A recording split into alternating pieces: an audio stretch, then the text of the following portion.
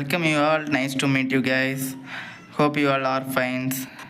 நீங்கள் first time இதுதான் நம்ம வீடியோ ஃபஸ்ட் டைம் பார்க்குறீங்கன்னா ஃபஸ்ட் நம்ம வீடியோவை லைக் பண்ணிவிட்டு சப்ஸ்கிரைப் பண்ணிக்கோங்க. சப்ஸ்கிரைப் பண்ணிட்டு பக்கத்தில் இருக்க பெல் ஐக்கானில் ஆளுங்கிற நோட்டிஃபிகேஷன் வச்சிங்கன்னா தான் உங்களுக்கு நான் போடுற வீடியோஸ் எல்லாமே உங்களுக்கு உடனுக்குடன் நோட்டிஃபிகேஷனில் காமிக்கும். நம்ம வீடியோவில் ஃபுல்லுமே நர்சஸ் ரிலேட்டட் வீடியோ தான் போடுவாங்க. நர்சிங் ரிலேட்டட் வீடியோ தான் நம்ம போடுறோம். சரிங்களா? இப்போ நம்ம கண்டென்ட்டுக்குள்ளே போகலாம். ஃபஸ்ட்டு நம்ம வல்வல் கேன்சரை பற்றி பார்க்குறதுக்கு முன்னாடி வல்வான என்னங்கிற அனாட்டமி அண்ட் ஃபிசியாலஜி பற்றி பார்த்துக்கலாம். வல்வாவுடைய அனாட்டமி அண்ட் ஃபிசியாலஜி வந்து நான் ஆல்ரெடி பார்ட் 2 வீடியோவில் வந்து நான் சொல்லியிருப்பேன். ஸோ அதை பார்க்காதவங்க நான் கீழே டிஸ்கிரிப்ஷனில் லிங்க் கொடுக்குறேன், மேலேயுமே ஐகார்டில் கொடுக்குறேன். அதை கிளிக் பண்ணி நீங்கள் பார்த்துக்கோங்க. அப்போ தான் இது வந்து பார்ட் 3 வீடியோ. பார்ட் 1 and 2 வந்து பார்க்கலன்னா நீங்கள் ஃபஸ்ட்டு அதை பார்த்துட்டு வந்தீங்கன்னா அதை பார்த்துட்டு அப்புறம் இதை பார்த்தீங்கன்னா இது ஒரு தொடர்ந்து ஒரு பேட்டர்னாக இருக்கும். சரி, இப்போ வாங்க நம்ம டெஃபினேஷன் பற்றி பார்க்கலாம். Definition of vulval cancer. Vulva கேன்சருங்கிறது ஒரு ரேர் டைப் ஆஃப் கேன்சர். இது எங்கே லொக்கேட் ஆகிருக்குன்னா ஃபீமேல் ஜென்டைலியாவுடைய அவுட்டர் சர்ஃபேஸ், எக்ஸ்டர்னல் சர்ஃபேஸ் மட்டும்தான் உங்களுக்கு வல்வான்னு உங்களுக்கு தெரியும். நான் அது ஆல்ரெடி டெஃபினேஷன்லையுமே சொல்லியிருப்பேன், இதுலேயுமே அதில் மென்ஷன் பண்ணியிருக்கிறேன். லேபியா மைனோரா மெஜோரா எல்லாமே சேர்ந்தது தான் வல்வா. அந்த இடத்துல ஏதாவது ஒரு டியூமர் ஃபார்ம் ஆச்சுன்னா அதுதான் vulval cancer. You can see in this picture detail. இதில் டியூமர் வந்து அதில் மார்க் பண்ணி காமிச்சிருக்காங்கல்ல, அதே மாதிரி அந்த இடத்துல டியூமர் இருக்குது. அது வந்து லேபியா மைனோரா, லேபியா மெஜோராவில் வரலாம், கிளைட்டோரிஸ் பக்கத்தில் வரலாம். ஸோ எந்த ஒரு பார்ட் வல்வாவில் இருக்கிற எந்த பார்ட்டில் வந்தாலுமே அது வந்து வல்வல் கேன்சர் தான். சரி, நெக்ஸ்ட்டு இப்போது காசஸ், இது எப்படி வரலாம் அப்படிங்கிறத பற்றி பார்க்கலாம். மேஜராக கேன்சருக்குன்னு ஒரு பர்டிகுலர் காசஸ் கிடையாது. எனி டைம் ஜெனட்டிக்னாலும் வரலாம், ரேடியேஷன்னாலும் வரலாம், ஸோ எப்படினாலும் வரலாம். அதுக்குன்ட்டு ஒரு பர்ஃபெக்ட் காசஸ்ன்னு எதுவும் கிடையாது. சரிங்களா? இப்போது இந்த வல்வா கேன்சர் எப்படி நமக்கு ஸ்டார்ட் ஆகுதுங்கிற பற்றி பார்க்கலாம். காமனாக வல்வா இருக்கிற இடத்துல ஒரு லம்ப், ஒரு சின்ன கட்டி மாதிரியோ ஒரு சோர் மாதிரியான ஸ்ட்ரக்சர் ஃபார்ம் ஆகும். அது வந்து ரொம்ப இச்சிங்காகவும் இருக்கும். அந்த மாதிரி உங்களுக்கு தெரிஞ்சதுனாலே அது ஒரு கேன்சராக கூட இருக்கலாம் அப்படிங்கிறது. ஆனால் கேன்சராக தான் இருக்குங்கிறது கிடையாது, இருக்கலாங்கிறது தான். சரிங்களா? எல்லா டியூமருமே கேன்சராக ஆகிட முடியாது. சரிங்களா? அதை ஃபஸ்ட் ஞாபகம் வச்சுக்கோங்க. நீங்கள் மெயினாக நோட் பண்ண வேண்டியது, ஏர்லி ஸ்டேஜில் கேன்சருக்கான சிம்டம்ஸ் எதுவுமே இருக்காது. ரொம்ப லேட்டரான ஸ்டேஜில் தான் டியூமர் கொஞ்சம் பெருசாகி அந்த மாதிரியான சிம்டம்ஸ்லாம் நிறைய இருக்கும். எல்லா ஃபீமேல்ஸுமே மந்த்லி ஒன்ஸ் வல்வல் எக்ஸாமினேஷன் செல்ஃபாக பண்ணியே ஆகணும். அது எப்படி பண்ணுறதுன்னு நான் இப்போ உங்களுக்கு ஸ்டெப் பை ஸ்டெப்பாக சொல்கிறேன். ஃபஸ்ட்டு எந்த ஒரு ப்ரொசீஜர் பண்ணாலுமே நமக்கு ஹேண்ட் ஹைஜீன் ரொம்ப முக்கியம். ஸோ உங்களோட கைகளை வந்து நல்லா தரவாக க்ளீன் பண்ணிக்கோங்க. அப்புறம் வெஜினால் எந்த வித க்ரீம் அப்ளை பண்ணுறது எதுவுமே நீங்கள் கூடாது. ஸோ அந்த ஏரியாவை வந்து நல்லா க்ளீனாக வச்சுக்கோங்க. அப்புறம் உங்களுடைய எக்ஸாமினேஷன் பண்ண போகிற அந்த ஹேண்டை வந்து அதில் இருக்கிற நெயில்ஸ் எல்லாத்தையும் நல்லா ட்ரிம் பண்ணி எந்த வித இன்ஜுரிஸ் எதுவும் காஸ் பண்ணாமல் இருக்கிற அளவுக்கு நல்லா ட்ரிம் பண்ணி ஷேப் பண்ணி வச்சுக்கோங்க. ஸ்டெப் 2 வந்து நீங்கள் இருக்கிற ரூமில் வந்து லைட் நல்லா பிரைட்டாக இருக்கிற மாதிரி பார்த்துக்கோங்க. ப்ரைவசி இருக்கிற மாதிரி பார்த்துக்கோங்க. ரிலாக்ஸ் மசில்ஸ், ஏதாவது யூரின் வரதுனாலும் அதெல்லாம் போயிட்டு வந்து ரிலாக்ஸாக அப்டாமன் வச்சுக்கிற மாதிரி பார்த்துக்கோங்க. பெல்விக் ஃப்ளோர் மசில்ஸுமே நல்லா ரிலாக்ஸாக இருக்கணும். பெல்விக் சைடில் இருக்க மசில்ஸ் எல்லாமே நல்லா ஸ்ட்ரெயின் பண்ணாமல் கொஞ்சம் ரிலாக்ஸாக வச்சுக்கோங்க.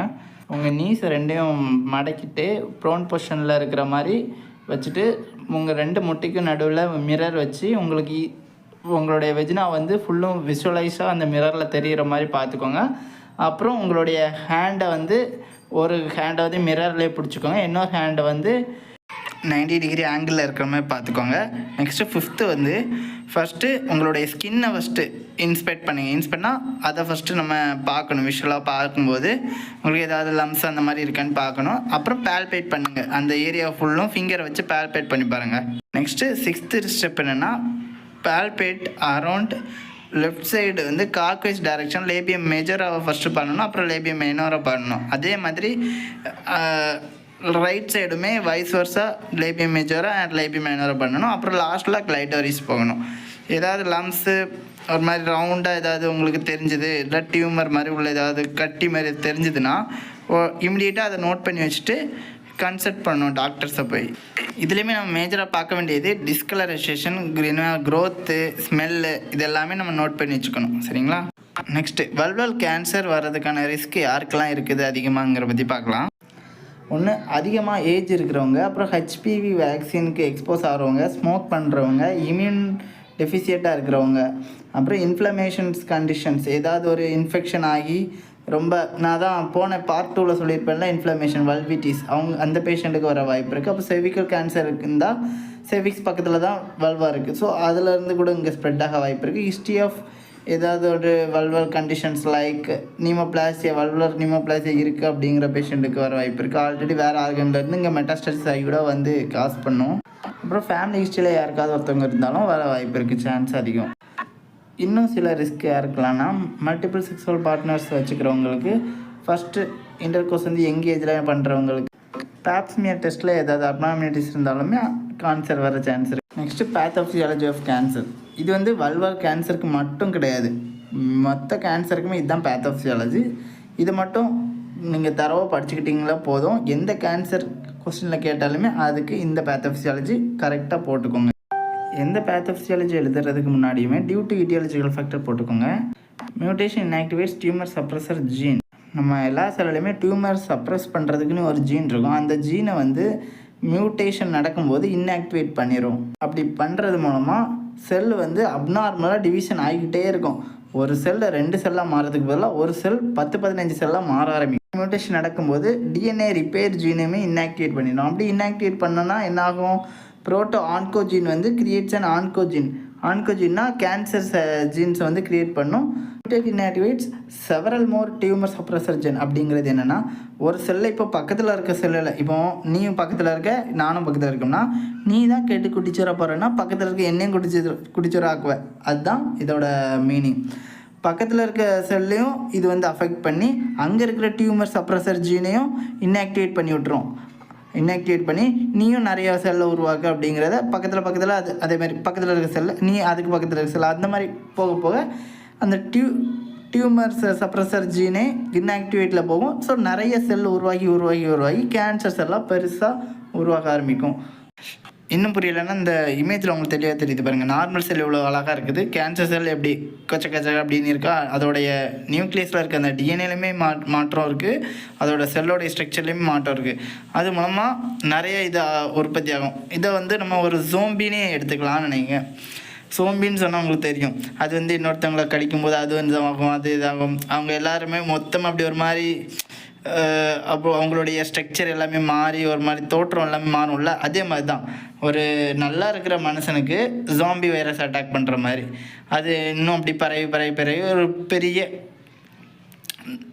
கூட்டத்தையே உருவாக்கிடும்ல. அந்த மாதிரி ஒரு கூட்டத்தை உருவாக்கி அது ஒவ்வொரு இடத்துக்காக போகும். மெட்டாஸ்டசிஸ்னால் பரவுறது. இப்போ நான் லிவரில் இருக்கிறேன்னா அப்படியே பிளட்டு மூலமாக லிம்ஸில் ஃபஸ்ட்டு போகும், லிம்பில் இருந்து அப்புறம் பிளட் ஸ்ட்ரெயின் போகும், பிளட்டு மூலமாக வேறு இடத்துக்கு போயிட்டு அங்கேயும் அதே மாதிரி நல்லா இருக்க செல்லை நாசமாக்குறது மாதிரி அந்த மாதிரி போயிட்டே இருக்கும். ஸோ அதனால தான் சொல்லுவாங்க டியூமர் இருக்கும்போது அதை ரிமூவ் பண்ணிடணும், எந்த வித துகளுமே உள்ளே இருக்கக்கூடாது அப்படின்னு சொல்லுவாங்க. ஏன்னா அதை மற்ற இடத்துக்கு போக வாய்ப்பு இருக்காது.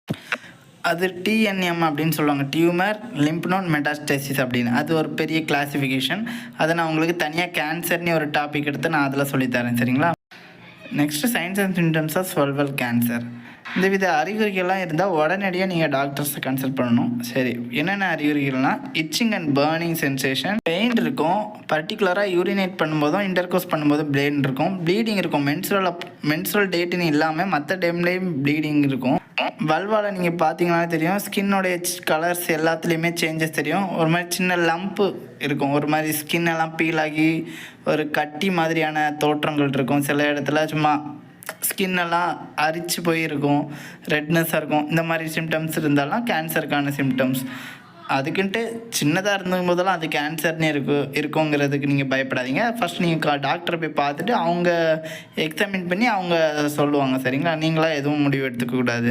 நெக்ஸ்ட்டு கேன்சருக்கான மேனேஜ்மெண்ட் ட்ரீட்மெண்ட்டில் chemotherapy, radiation therapy based on stages of கேன்சரை பொறுத்து அவங்க டாக்டர்ஸ் என்ன சர்ஜரி பிளானாக இல்லை இந்த ஹீமோதெரப்பி, ரேடியேஷன் தெரப்பிலே பண்ணலாமா அப்படிங்கிறத ஃபஸ்ட்டு பார்ப்பாங்க. சர்ஜிக்கல் மேனேஜ்மெண்ட்டில் டியூமர் வந்து ரிமூவ் பண்ணுவாங்க.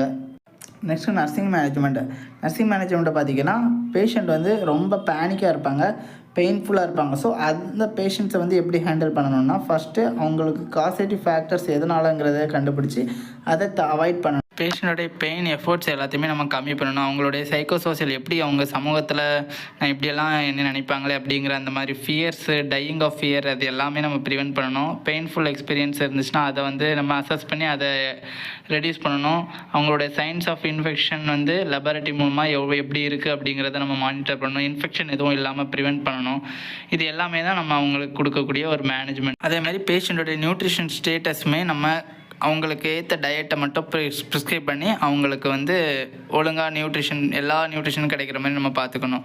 காம்ப்ளிகேஷன் ஆஃப் கேன்சர் வந்து நம்ம ட்ரீட்மெண்ட் எடுத்துக்கும்போது பேஷண்ட்டுக்கு வந்து தெரப்பி எடுக்கும்போதே அவங்களுக்கு என்னென்ன காம்ப்ளிகேஷன் இருக்குன்னா அலோபேசியா, அதாவது ஹேர் லாஸ் இருக்கும், febrile neutropenia, pulmonary toxicity, neurological changes இருக்கும். லேட்டர் வந்து கார்டியாக் ரிலேட்டட் ப்ராப்ளம் வரும், ரீப்ரொடக்டிவ் ரிலேட்டட் ப்ராப்ளமும் இருக்கும். சரி, அப்புறம் இதை எப்படி ப்ரிவென்ட் பண்ணலாம் அப்படிங்கிறத பற்றி பார்த்தீங்கன்னா, செக்ஷுவல் ப்ராசஸ் அப்போ நம்ம காண்டம் யூஸ் பண்ணுற, ஹியூமன் பேப்பிலோமா வைரஸ் வராமல் இருக்கிறதுக்கு ஹெச்பிவி வேக்சின் போடுறது, அப்புறம் வல்வர் செல்ஃப் எக்ஸாமினேஷன் வந்து பண்ணி பார்க்கணும். மந்த்லியே ரெகுலராக பண்ணி பார்க்கும்போது நமக்கு வந்து இதை ப்ரிவென்ட் பண்ணலாம். இதோட இந்த வீடியோ முடிஞ்சுது. தேங்க்ஸ் ஃபார் வாட்சிங். ஹாய் ஃப்ரெண்ட்ஸ், இந்த வீடியோ உங்களுக்கு பிடிச்சிருக்குன்னு நினைக்கிறேன். இந்த வீடியோ உங்களுக்கு பிடிச்சிருந்துச்சுன்னா மறக்காமல் என் சேனலை சப்ஸ்கிரைப் பண்ணுங்கள், லைக் பண்ணுங்கள், மற்றவங்களுக்கு இந்த கண்டென்ட்டை ஷேர் பண்ணி அவங்களுக்கும் இதை தெரியப்படுத்துங்க. இந்த வீடியோவில் ஏதாவது உங்களுக்கு டவுட் இருந்துச்சுன்னா மறக்காமல் கீழே கமெண்ட் பாக்ஸில் தெரிவிச்சுக்கோங்க. நான் அதுக்கான ஆன்சரை வந்து கொடுக்குறேன். சரிங்களா? பாய். நெக்ஸ்ட் வீடியோவில் பார்க்கலாம்.